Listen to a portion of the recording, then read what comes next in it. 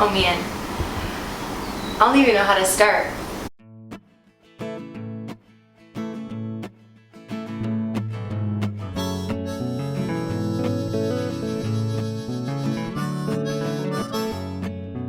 So we go to Kansas City, meet with a church group. So, a group of my friends and I went to Kansas City to go to a New Year's conference, and it was like a 4-day conference, and we went. The last day of the conference, I was just kind of a little distraught and distressed over some things that God had been dealing with me about that were really hard to hear. So I was living in Memphis at the time, and I was attending a school. It was a discipleship school, and there was a rule in the school, and that was a no dating rule.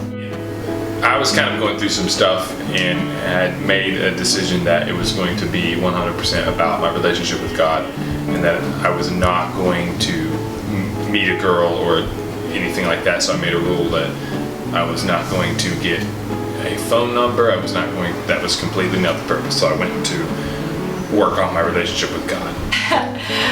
I have dreadlocks, and that morning I saw and 40,000 people, I saw this guy, and he had this fantastic beard, and I wasn't like, oh my gosh, hi boo, like I want to be with you. I was just like, he's really cool looking. And just kind of walking around this huge auditorium, and just kind of restless, and I went up to the front, and it was closed off because too many people had already went to the front of the building. So I just decided that I was just going to kind of stand off to the side, because everywhere else that I went, they would say, well, you can't stand here, you gotta, there's not a designated worship spot.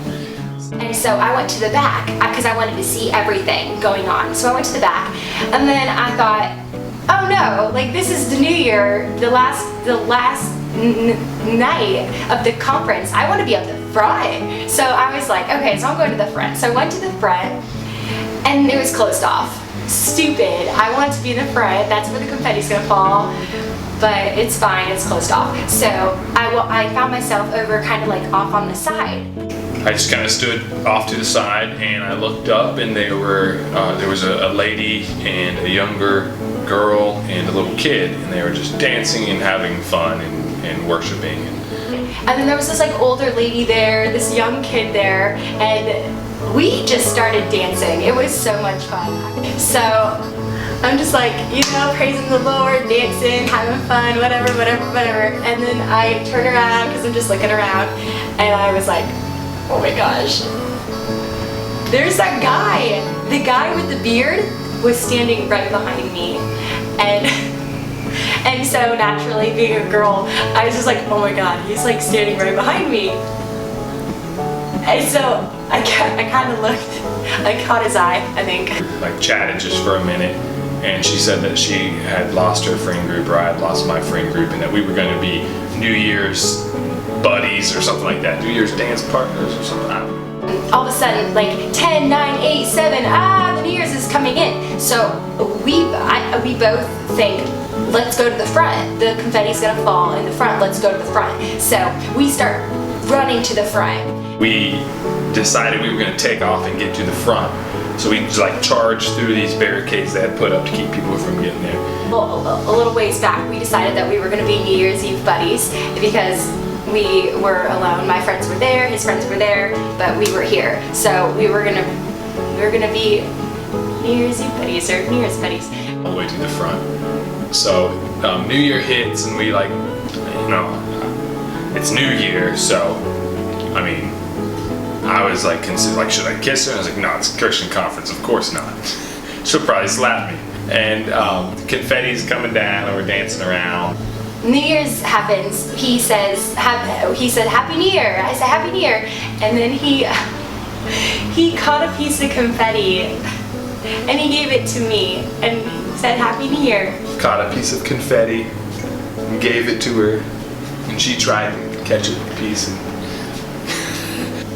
I am trying to catch a piece of stupid confetti falling from the sky, probably looking like a crazy person because I couldn't catch one. And finally I caught one, and I said Happy New Year.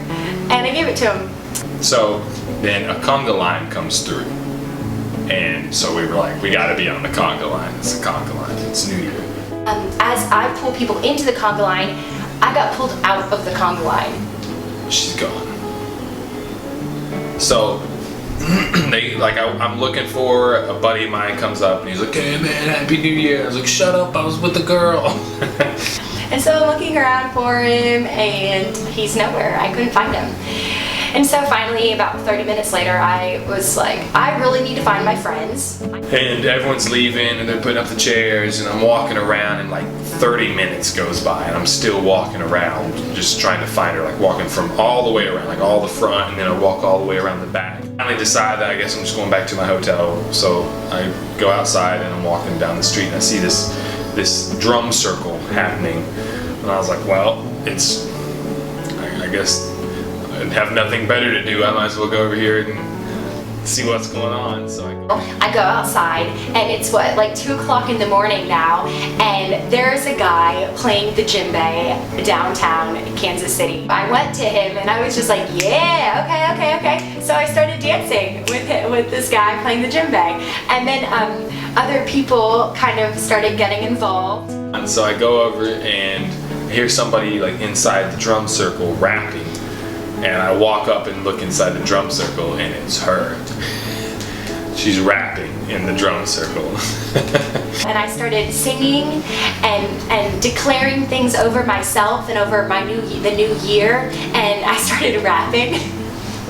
And I was just having fun in freedom. And so after a while of that, I look up, and who do you think is looking at me? My friend with the beard was standing there, and he was watching me. So I wait for her to get out of the drum circle, and then I go over and I talk for a minute, still thinking like it's awesome. I get to talk to her, get her name at least, but that's it. I won't see her again because I'm in Kansas City. And everyone here is from a different place in the world, so. He asked me my name. He told me that he'd been looking for me for however long, 30, 45 minutes, and I had been doing the same thing. I was looking for him too. Then she tells me she's from Memphis, or she lives in Memphis, Tennessee, which is only like 6 hours. So we like get Facebook information and we talk on Facebook. And okay, so then he messaged me on Facebook about 2 days later, and just telling me how great it was to meet me, and just honestly to start up a conversation. And yeah, the rest is history. And now I'm wearing a ring on my finger because we're getting married in May, and I'm really excited because God is really good, and this is a beautiful love story written completely by God.